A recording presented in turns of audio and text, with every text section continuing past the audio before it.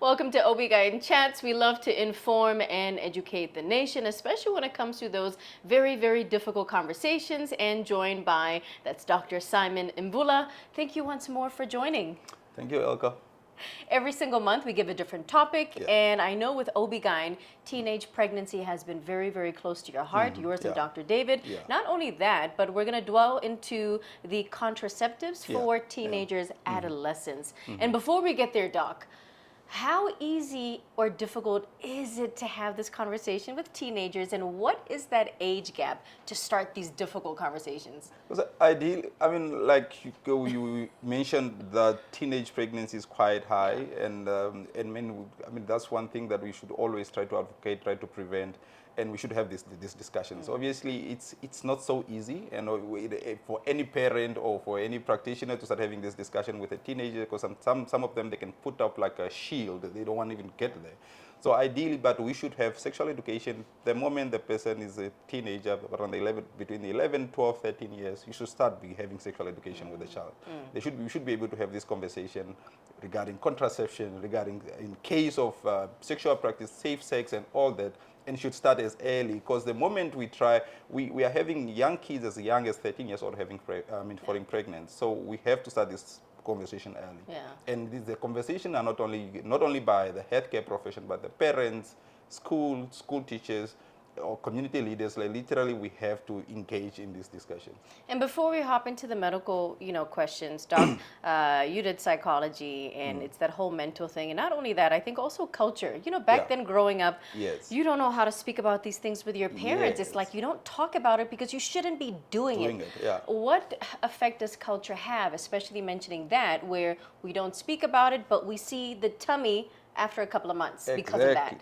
That's actually socio-cultural effect on teenage pregnancy, on sexual education talks. It's quite strong in our community, especially from us, especially in the black community, where it's still a taboo. You were not supposed to talk about sex. You're supposed to go to school, finish your high school, go to university. Then that's when you can start speaking about it after graduating. No girlfriends, no boyfriends. Girlfriend, nothing. Yeah. Ideally, that's how it was supposed to Yeah. be, which is wrong.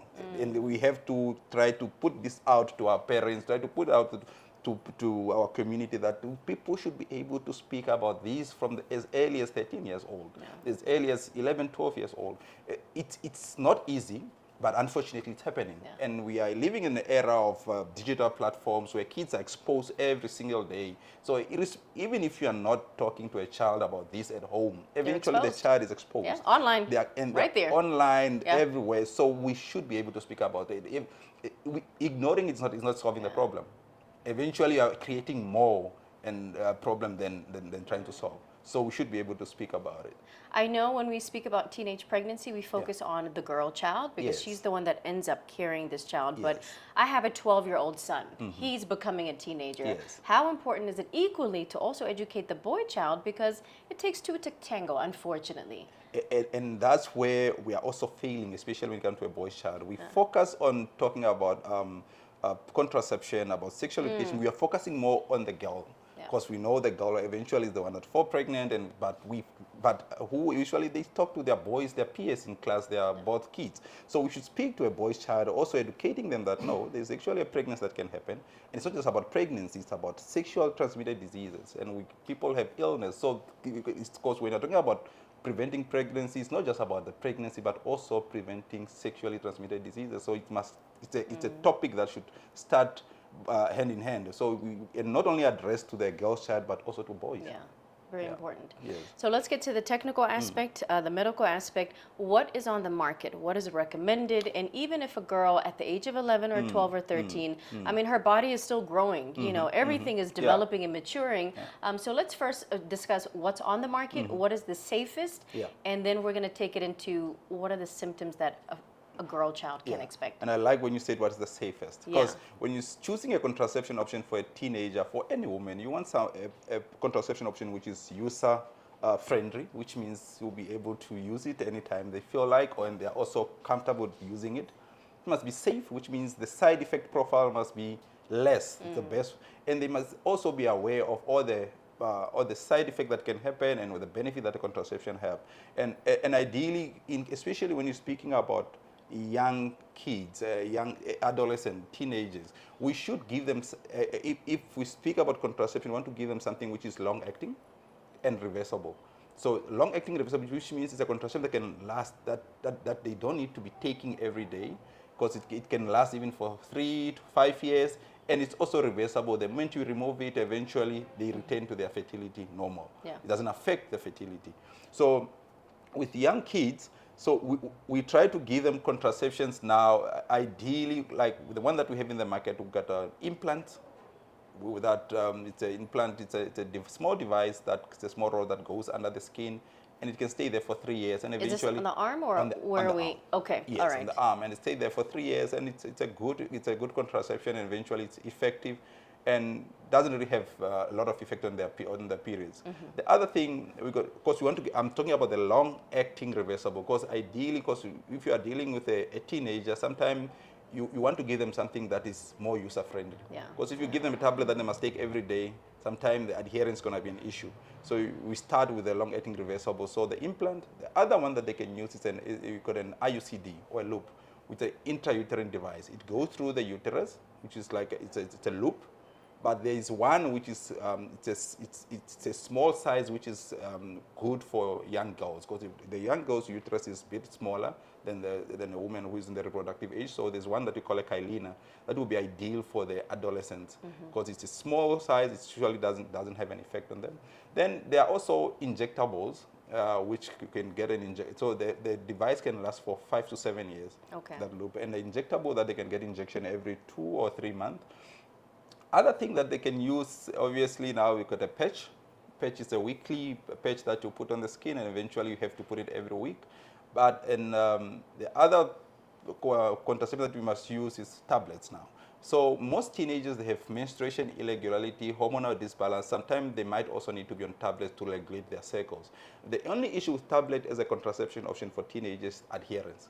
Sometimes they'll forget. And you see, this is still a child who is still growing, and sometimes there are issues with adherence. That's why tablets are not really ideal as a contraception method for teenagers.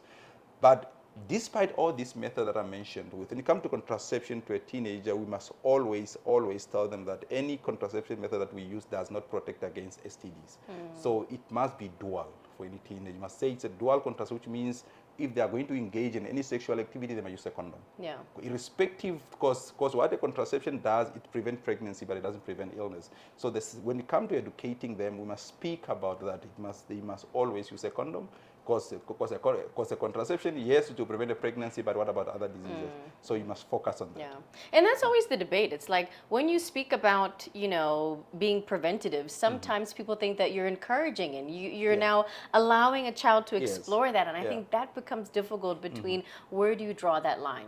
So with the many contraceptives that are there, as we conclude, what could be some of the symptoms on the various ones that Doctor mentioned? Yeah, some, like especially the hormonal one, like the device, if we put an implant, sometimes because it's a progesterone-based device, in the first 3 months they might have some irregular menstrual cycles. Those irregular menstrual cycles, eventually the person can get a bit uncomfortable, but as long as we as clinicians, we assure them that eventually after 3 months we expect the period to regulate and become normal. But you find those who don't react well at it at all, and eventually we have to remove it. But it's a small number. Some other side effects can be the report of headache. I mean, we have some patients where we had to remove it because they have headache, but it's a very rare complication where they have this persistent headache and we have to remove them. But usually, like from the intrauterine device, the loop that we put, usually we don't get side effects. They'll complain of cramps, obviously, after putting it in, and as expected, but eventually with time it will subside, and also the spotting will subside. Okay. Yeah. But it takes more educating that this is a device, but it's not just about contraception, because it come together with sexual education. Hand in hand. Yes. Last but not least, Doc, some of them sound very costly. Yeah. Contraceptives should be made accessible countrywide for free. That should be a human right. What are the cheapest options, and what are the the accessibility to contraceptives in Namibia? Yeah, in the private sector, all contraception options are there. You can get them, obviously, depending on the cost. But one thing that our ministry is doing, especially the state, our ministry is really trying, because almost all the options are mentioned. they are offered a state for free. Wow. All of them. Sometimes you go there, it's not there, but it's just because of the stock issue, but eventually they will always procure them. So that's one thing I can say. So it's not only for a private sector, but the state is also providing these contraception options. Very good. Yeah. Yeah, well, doctor, thank you for allowing us to understand and know. And remember, next month is another topic, and we can't wait for the next discussions. Thank you. You're welcome.